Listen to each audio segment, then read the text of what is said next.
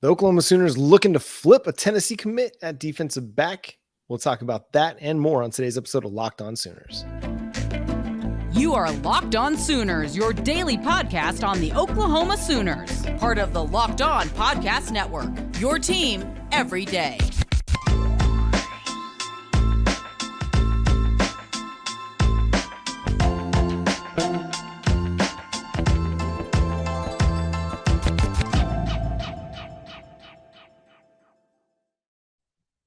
What's up, Sooner Nation? Welcome to Locked On Sooners, and thank you for making Locked On Sooners your first listen every single day. We're free and available on all podcast platforms and on YouTube. Hit that subscribe button and that notification bell to let you know when new episodes drop. My name is John Williams. You can follow me on Twitter at John9Williams. My buddy here is Josh Helmer. You can follow him on Twitter at JoshOnRef. You can also hear him Monday through Friday from 9 to noon on 94.7 The Ref in Norman. Kicking us off tonight, Josh, we're going to talk about an Oklahoma visit from a defensive back committed to the Tennessee Volunteers. That's going to be one Kaleb Beasley, going to be visiting the Oklahoma Sooners on June 9th through the 11th. Josh, what do you make of this? Oklahoma just out there trying to flip defensive backs year after year. Well, I would make of it that Oklahoma's pretty seriously involved here because here's somebody that's committed to Tennessee, has been committed to Tennessee, dating all the way back to October of last football season. So October 2022, picked Tennessee over offers from Notre Dame, Georgia, Clemson, and several others.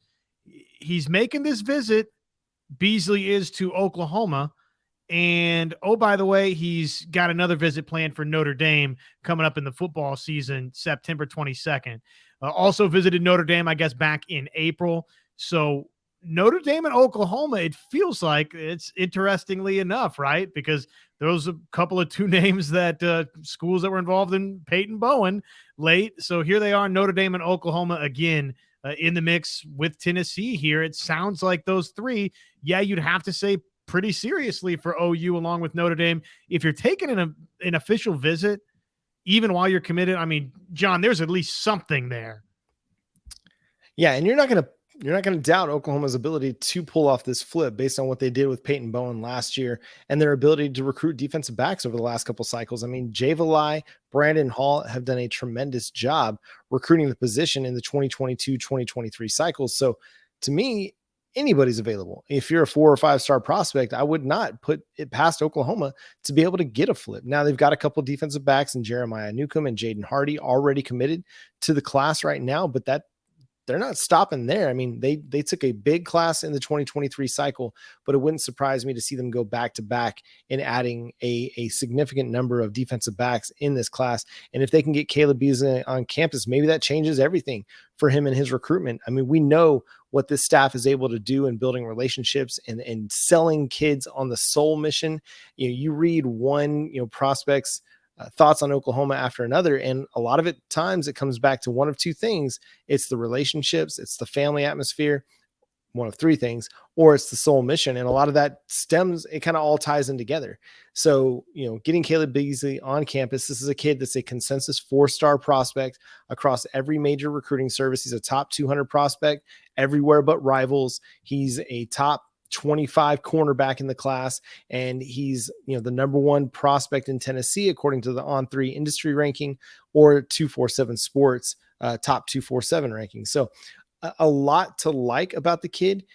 I mean, he's not got necessarily the size that they're looking for on the outside, but neither does a kid like Josiah Wagner. He's not an overly tall player, but he brings a mentality and an attitude to the cornerback position that, I mean, these guys are going to love. So, and a very, very intriguing prospect for the Sooners to be pursuing. Absolutely. And, I think you ran down a good bit of it right there, but Jay Valai and Oklahoma, especially, this last class, but they've done a good job bringing defensive back talent and specifically cornerback talent to Oklahoma.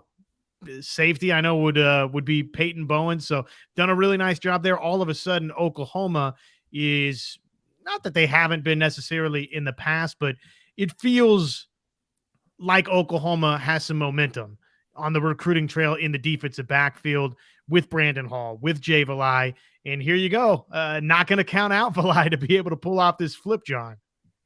Exactly right. One other prospect we want to talk about, and that's the number one athlete in the 2024 cycle. That's Terry Bussey, a kid that everybody's going to be trying to get. Oklahoma is going to get a visit from him coming up for the ChampU BBQ. That's going to be coming up June 16th to the 18th. I think it means something that Oklahoma is getting these top rated players in the cycle to their event here in middle of June. I mean, David Stone's going to be at the ChampU BBQ. Now, Williams Nwaneri, we talked about on our show yesterday for all the everydayers. He's not going to be at the ChampU, but he's going to be there June 9th through 11th when Kaleb Beasley is also going to be there. So a good chance for Williams Nwaneri, Kaleb Beasley, maybe to rub elbows a little bit and the Sooners defensive staff kind of recruit these two guys at the same time. But David Stone, I mean, getting a chance to sit there with, the number one athlete, and, Michael Hawkins will probably be there as well. So a lot to like about what Oklahoma's doing. What he said about Oklahoma, they've got a really good program over there. They've been at the top for a minute now. Their offense is really dynamic with what Coach Jeff Lebby is doing. He's a great coach. Everything he does is elite of elite. He's great over there. I've talked to Emmett Jones a little bit. He seems like a great coach. I can't wait to meet him. And this is from Drew Schott and from Sooner Scoop as well. So just a lot of good things going on for the Sooners. Now, this looks like a wide receiver prospect that Oklahoma is going to be chasing as well. The number 30 overall prospect and number 6 player in Texas. A lot to like about Terry Bussey.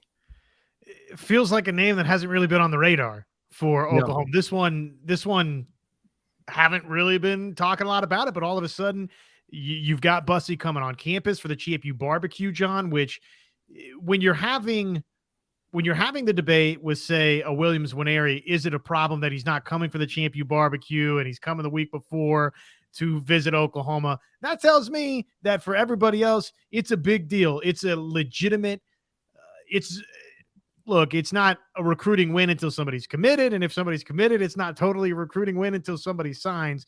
But for Oklahoma, John, they've historically, these last however many years, they've made up a lot of ground. They've won recruitments with and at the ChampU BBQ, where you get all of these talented players in one spot together. And guess what? There's some peer-on-peer recruitment.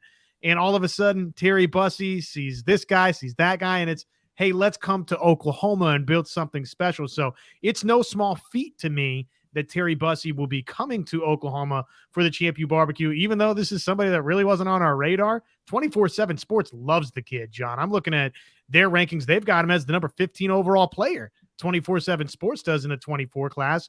Number 1 athlete, number 2 player from Texas, number 15 player nationally. And you said wide receiver. That's how they've got him listed. But probably you could do a lot of different things with Terry Bussey.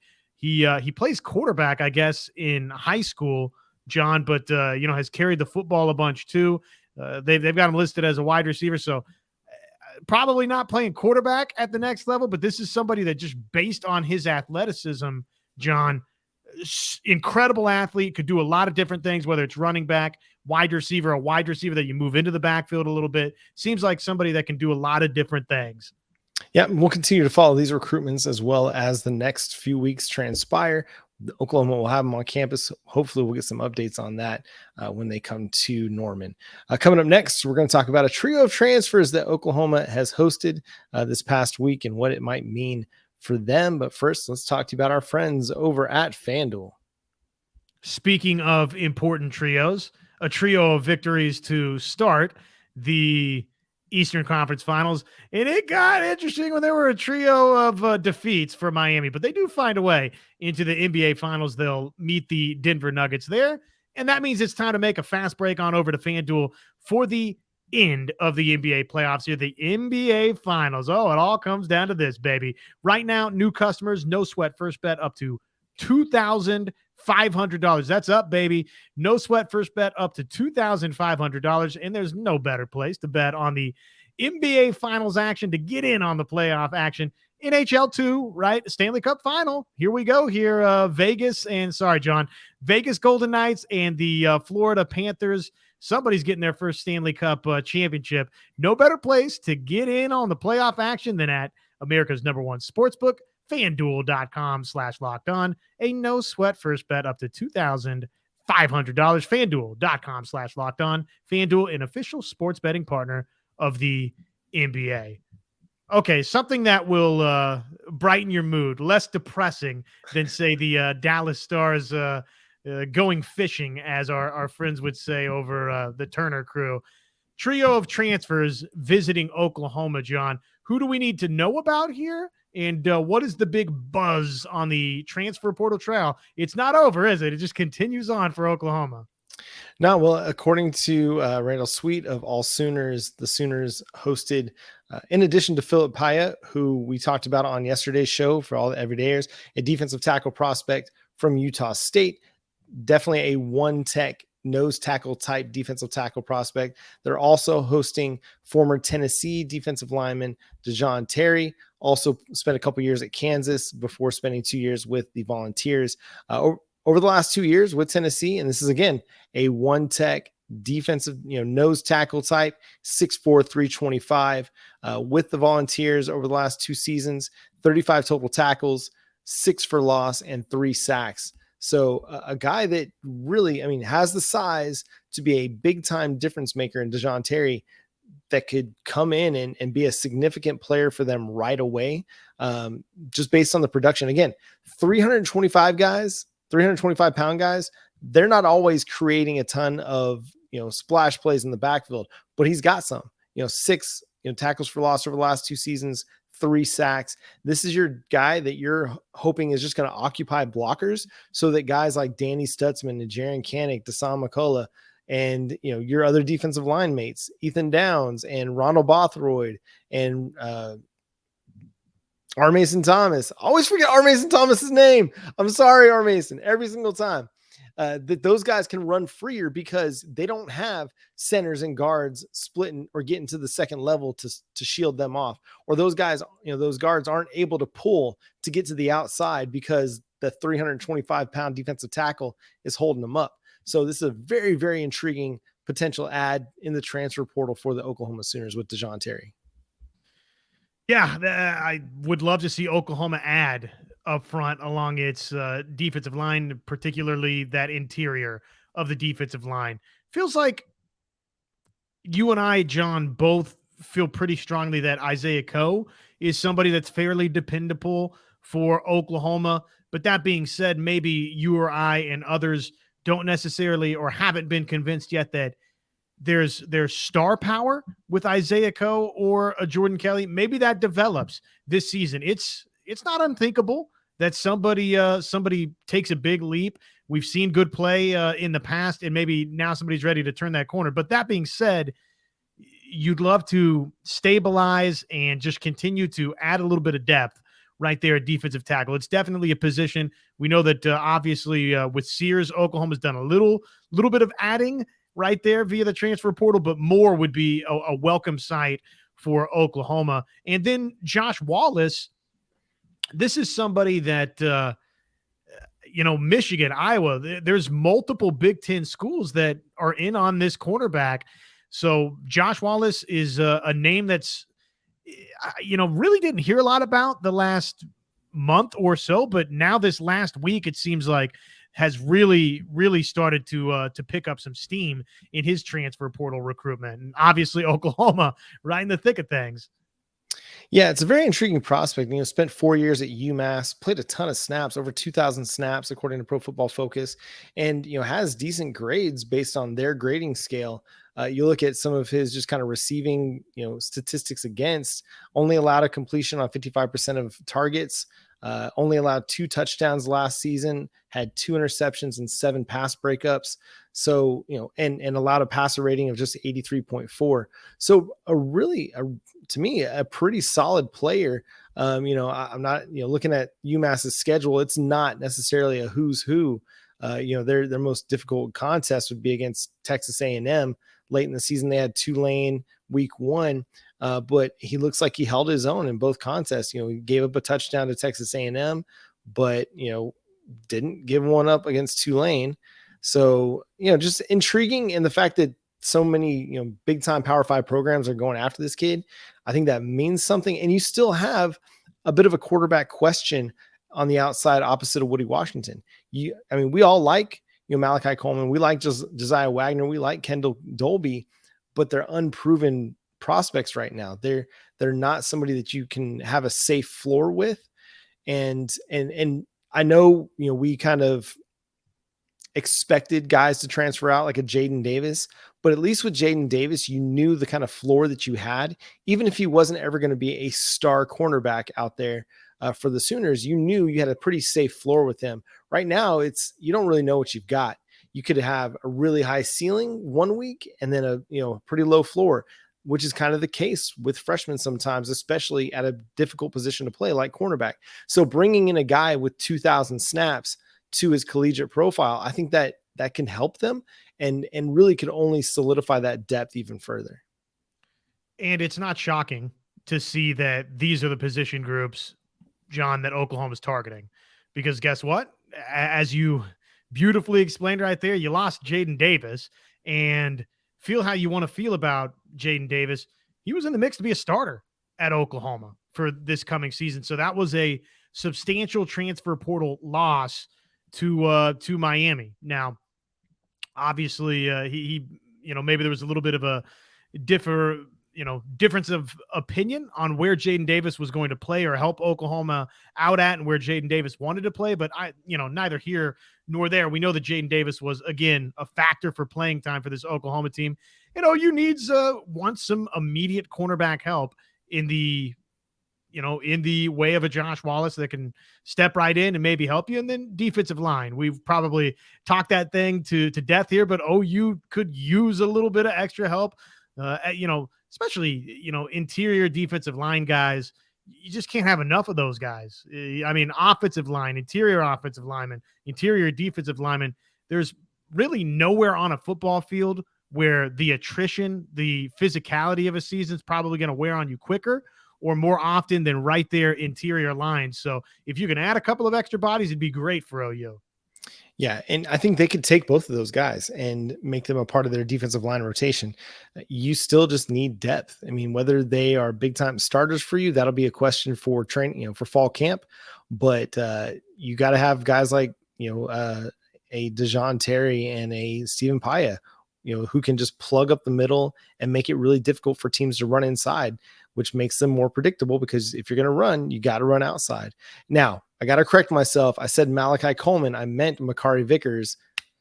I don't know where Malachi Coleman came from. That's the guy that Oklahoma was really hot and heavy for in the 2023 recruiting cycle that ended up going to Nebraska. Not sure why his name popped up. Hadn't thought about him in a really, really long time, but meant Makari Vickers. We really like Makari Vickers. We really like Josiah Wagner. But again, if you can add a dude with 2,000 snaps to his name, sometimes you just got to have that safe floor to you. All right, Josh, last thing we're going to touch on here. We got some game times released for Oklahoma. It's early part of the schedule, and for, and some of the broadcast information as well for the later part of the schedule. But Josh, what did you take away from the opening week? Arkansas State Red Wolves, Oklahoma Sooners at the 11 a.m. time slot. Ah, yes. The time slot that just warms the Sooner fan base's heart. Look, not the home game that I think people are going to be super particular about when this thing kicks off. So probably if there was an 11 a.m. game at home, this would be not the worst one to happen.